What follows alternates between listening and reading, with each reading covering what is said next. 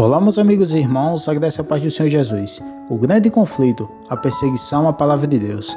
A palavra de Deus, ela sofreu perseguição no passado, como também ela sofre perseguição nos nossos dias, e também voltará a sofrer perseguição no futuro. A mensagem de hoje será com o pastor Luiz Gonçalves, e nessa mensagem nós iremos ver os ataques que a palavra de Deus tem sofrido.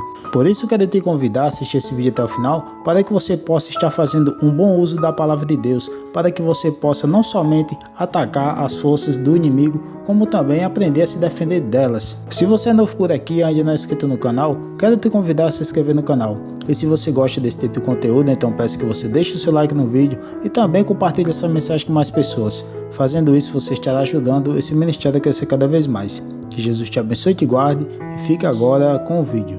O texto que eu vou usar para dar introdução a esse tema é Mateus capítulo 4. Aqui no capítulo 4, a partir do verso 1, fala que Jesus foi levado pelo Espírito ao deserto para ser tentado pelo diabo. No verso 2 fala que Jesus jejuou 40 dias e 40 noites e no final teve fome. No verso 3 fala, o tentador se aproximou e lhe disse, se és filho de Deus, manda que essas pedras se transformem em pães. Aí Jesus dá uma resposta ao inimigo que é impressionante. Verso 4, Jesus porém respondeu, está escrito, não só de pão viverá o homem, mas de toda palavra que procede da boca de Deus. Aqui está um ponto muito interessante. Jesus, ele refuta a tentação do inimigo usando a Bíblia, quando diz está escrito. E ele então repreende o inimigo usando a palavra de Deus. Agora, preste atenção que na segunda tentação acontece algo bastante curioso. Vamos para o verso 5, que diz, então o diabo o levou à cidade santa e colocou-o sobre o pináculo do templo. E lhe disse, verso 6, se és filho de Deus, atira-te daqui abaixo, porque está escrito, aos seus anjos ordenará a teu respeito que te guardem, para que te guardem, e eles te sustentarão nas suas mãos, para que não tropeces em alguma pedra. Isso é impressionante, você não acha? Veja que na segunda tentação, o inimigo usa a Bíblia para tentar Cristo. E ele cita um texto que está no Salmo 91, que é um salmo muito usado para fazer o exorcismo, para tirar o inimigo do corpo das pessoas. É ou não é? E aí o inimigo usa de forma até irônica o Salmo 91 para tentar Cristo Jesus. Veja que o inimigo usou a Bíblia para fazer isso. Muitas pessoas usam a Bíblia para tentar as outras pessoas, para criar uma situação de embate, para criar uma situação de oposição, para criar uma situação negativa. O inimigo fez isso aqui. Aí você vai para o verso 7 e diz assim, respondeu-lhe Jesus, também está escrito, não tentarás o Senhor teu Deus. Bom, se você continuar lendo o capítulo 4 de Mateus, até o verso 11, vai ver que Jesus continuou dizendo, está escrito até expulsar o inimigo definitivamente. Mas o inimigo, de forma bastante estranha, ele usa um texto bíblico para tentar o próprio Cristo. Bom, isso nos leva a uma reflexão bastante profunda. Sabe por quê? Porque a Bíblia Sagrada é a palavra de Deus, como temos visto nos últimos vídeos aqui no nosso canal, certo? Nós temos percebido também que esse livro, o Evangelho, tem poder para converter as pessoas, para iluminar o caminho delas, para conduzi-las pelo caminho certo. Então, o inimigo tem uma ira, uma raiva, um ódio deste livro. É por isso que é tão difícil parar tudo para estudar a Bíblia. É tão difícil se dedicar a um estudo profundo da Bíblia. Ir à igreja, parar um pouco, dedicar um tempo, é sempre uma luta, uma batalha, um grande conflito. Porque existe alguém que não quer que você e que eu e qualquer um de nós estudemos a Bíblia. Então, desde o começo, lá no Gênesis, se percebe claramente o inimigo tentando perseguir as palavras de Deus, adulterá-las, mudá-las e tentar dizer que Deus disse uma coisa quando ele na verdade não disse. Se você observar, por exemplo, lá em Gênesis capítulo 2, Gênesis 2, versos 16 e 17, a Bíblia fala que o Senhor Deus deu uma ordem para Adão e Eva, dizendo, de toda árvore do jardim comerás livremente. Olha a ordem, de toda árvore do jardim comerás livremente, de toda. Verso 17, mas da árvore do conhecimento do bem e do mal não comerás, porque no dia em que dela comeres certamente morrerás. Estas são as palavras de Deus, originais, integrais. Agora veja o inimigo, quando ele vai tentar a Eva, o que ele pergunta? A pergunta dele já é capciosa. Já é uma pergunta que tenta deturpar as palavras de Deus. Quer ver? Gênesis 3, verso 1. Mas a serpente, mais sagaz que todos os animais selváticos que o Senhor Deus tinha feito, disse à mulher: é assim que Deus disse, não comereis de toda a árvore do jardim? Veja que a pergunta do inimigo usando a serpente para com a Eva é uma pergunta capciosa, é uma atitude ardilosa. Você viu que ele fala assim, é assim que Deus disse, não comereis de toda a árvore do jardim? Claro que não, Deus não havia dito isso. Mas a pergunta do inimigo usando a cobra foi para provocar a Eva abrir um diálogo com ele, com o inimigo. E foi exatamente isso que aconteceu, porque no verso 2 diz, respondeu-lhe a mulher. Então o inimigo ele faz uma pergunta capciosa, ele deturpa as palavras de Deus, ele adultera as palavras de Deus para despertar na Eva um diálogo. Isso é muito perigoso e, atenção, é muito recorrente nas estratégias do inimigo, entendeu? Agora, quando você vai para o verso 4, o inimigo é mais ousado ainda no verso 4, porque no verso 4 ele tenta dizer para Eva e depois consequentemente para o Adão que Deus mentiu, que Deus errou, que Deus está falando uma coisa que não é verdade. Veja só, Gênesis 3, verso 4. Então a serpente disse à mulher, é certo que não morrereis. Então, primeiro ele faz uma pergunta capciosa, ardilosa, e tenta jogar a opinião de Deus contra o que a Eva estava sendo conduzida a fazer. No verso 4, o inimigo deixa bem claro assim, é certo, eu te garanto que você não vai morrer, pode comer do fruto proibido, pode pecar que não vai acontecer nada. Então o inimigo ele aí dá o golpe aqui no verso 4. Mas no verso 5, acontece algo muito delicado e perigoso.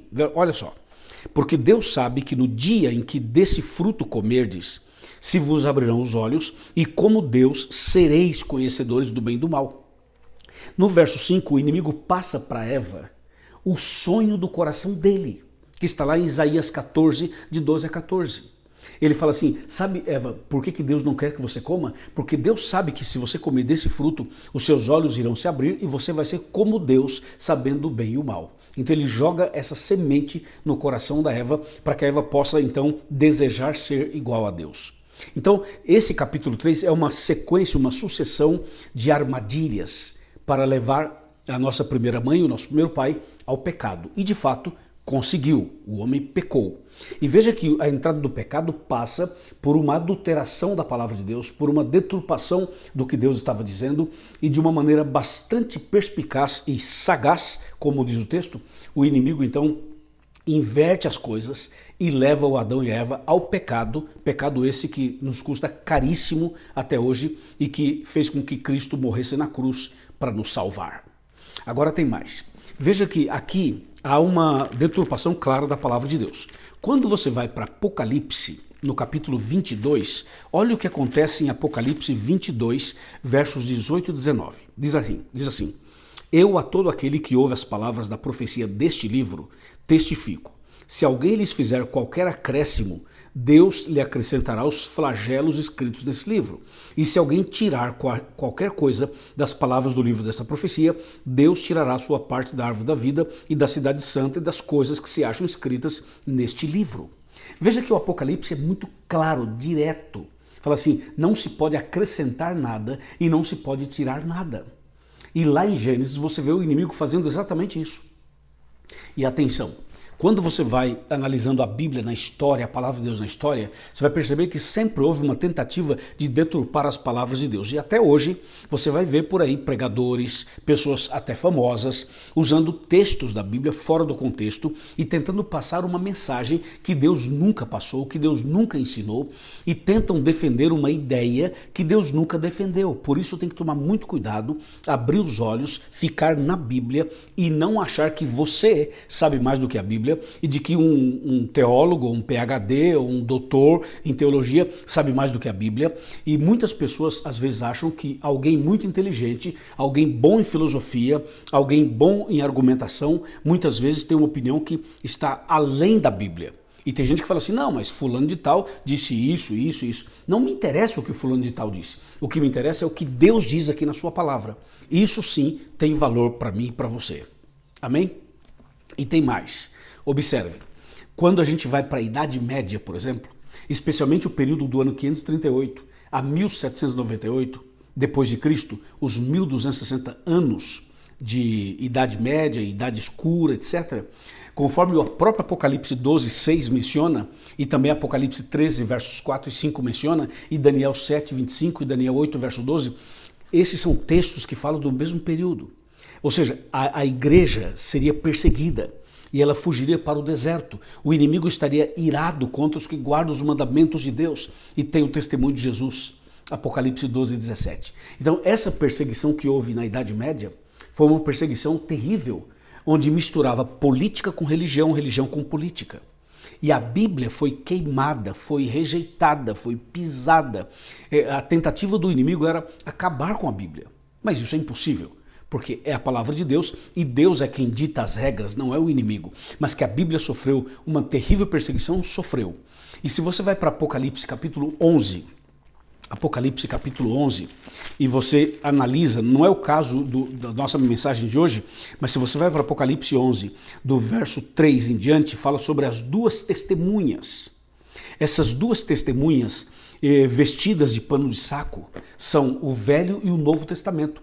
Essas duas testemunhas que passariam por uma pressão, perseguição e tudo mais, aconteceu na Idade Média, especialmente na França, com o crescimento do ateísmo. Então a Bíblia foi realmente totalmente rejeitada pelas pessoas. E de fato, se você analisar bem, a tentativa em mexer nos textos da Bíblia, essas tentativas continuam até hoje. Mas o fato é que quanto mais as pessoas tentam silenciar a palavra de Deus, menos sucesso elas terão. Porque a Bíblia Sagrada, quanto mais ela for perseguida, mais ela se cumprirá e mais a palavra de Deus irá sobressair. Por isso, hoje eu quero dizer para você, nós temos hoje a Bíblia em alta.